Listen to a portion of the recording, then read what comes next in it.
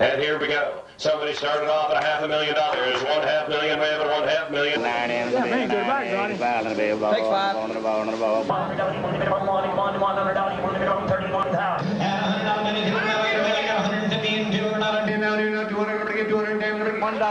$1. Do I hear $1? And how do I know it? Oh, I heard $1 now. $2, $2.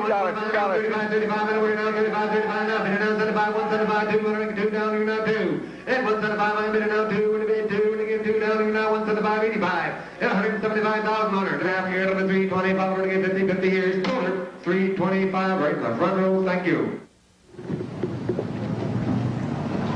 I was a farm boy, and all the boys were telling me about what great jobs they had. Of course, they always kid me about not liking to work, so I was asking them, hadn't one of them passed up something, and he said, yes, he knew just the job for me, and he said, Mr. Hawk, this is a gentleman who used to run the sale, said that he would give a young boy $5 just to try to auctioneer because he was getting older and his voice was failing. And I said, well, if you'll introduce me when we get to Crumpton, I'll get one $5, because at that time you worked all day on the farm. Back in 53, 54, you get farm wages were $5. And if I could get $5 for half an hour, I figured that was easy. So that's, and I started with him selling the junkier stuff of his sale. I was scared to death. My knees were knocking. And, you know, I just kept selling this way until, you know, eventually I guess I got a little better. Down a beer on the lot there, $10, $5, $7, $8, $10, $9, $12, $9, $15, $17, $18, $20, $20, $20, $17.5, Willie's auction. Sotheby's is really the oldest art auction firm in the world.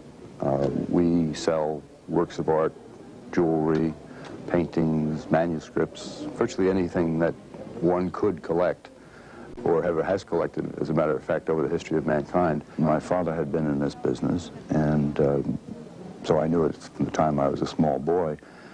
And then later on, I decided to go into it, and I guess it was pretty natural for me. The leading up to one of those very big auctions is a tremendously nerve-wracking time. You can feel everything, you know, kind of turning around and whatnot. I always personally, though, however, have felt that once I sat down and knocked my gavel down and said, call for quiet, that it was the audience's turn then to be nervous, because all I was going to do was help them count their money. Number one, I have a number of bids on this. I have $3,500 to start it, $5,000 standing now, $5,500 now, at $6,000. 5, 7.5, $5. You bought him right here for $5. Money coming in. There's not much salesmanship here. In other words, we created this for speed to get X number of, you know, dollars worth sold in a short length of time. Or if you're going to tell somebody how great something it is, this takes time. I think one of the best things to learn to be an auctioneer would be buy something of your own and sell it. Because in that way you'll find out how good you are. If you give $10 for something, you sell it for $5, you'll know the next time what's going on. Well, we watch the crowd and try to find who's interested, but most of it is dealer. In other words, you just put it up and boom, there it is, how much you want to give. 30. Just tell me yes or no, you want to get 30. 5. Sold, you bought them, sir, $30 right here. All right. I have $500,000 to start this now. At $500,000 for it, I have $550,000 now. Part of the auctioneer's function is to present an organized marketplace to all the people that want to vie for that object. And if you are able to add a certain degree of electricity or excitement to the atmosphere, I think that's fine. That's what you should be doing. For example, you can see a husband and a wife who want to buy something, obviously very badly because they're looking so intently at it. And it gets up to a certain level, and the wife is saying, stop, and he's leaning over, and, you know, and all pretty soon he bids again. Somebody else bids back for them, and you look back at them and a little smile, and you say, why don't you talk it over one more time?